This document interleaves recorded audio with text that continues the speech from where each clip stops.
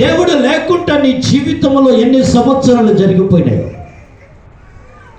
ఈ రోజు నువ్వు గ్రహించాల్సిన పరిస్థితి వచ్చింది.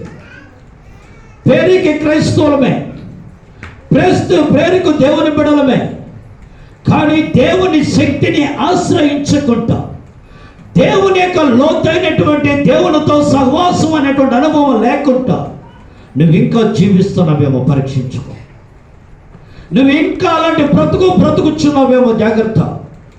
కనుక నీవు ఈ రోజున ఒక తీర్మానానికి రావాలి.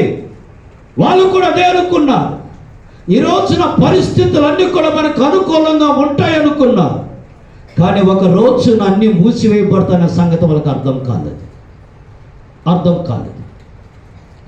దయచేసి ఇప్పుడు 7వ వచనం చదవండి.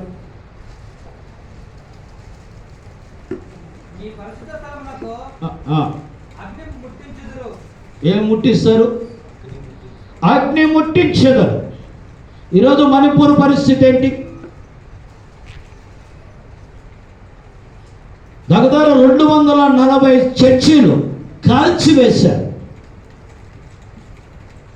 240 సంఘాల చర్చిల్ని కాల్చివేశారు. కూల్చివేసిన సంఘాలు వేరు, నిప్పు పట్టారు, పెట్టి వాటిని కాల్చివేస్తూ ఉన్నారు.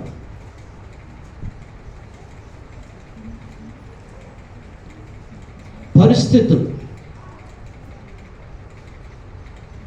తారుమారవుతూ ఉన్నాయి. దేవుని రాకడ దగ్గరగా ఉందని హెచ్చరిస్తూ ఉంది. ఇవన్నీ జరుగుతున్నప్పుడు మీ తలలు పైకెత్తుకొని చెప్పి దేవుని వాక్యం హెచ్చరిస్తూ ఉంది. ఇంకా నువ్వు నిలువెచ్చని స్థితిలో ఉండొద్దు, నీ విశ్వాసాన్ని కోల్పోవద్దు, నీ నిరీక్షణని విడిచిపెట్టద్దు. ప్రభు త్వరగా రావచ్చు ఉన్నాడు. నీ జీవితంలో అద్భుతాలను దేవునితో కూడా నిత్యము ఉండేటువంటి గొప్ప అనుభూతి నీ జీవితంలో కలగాలంటే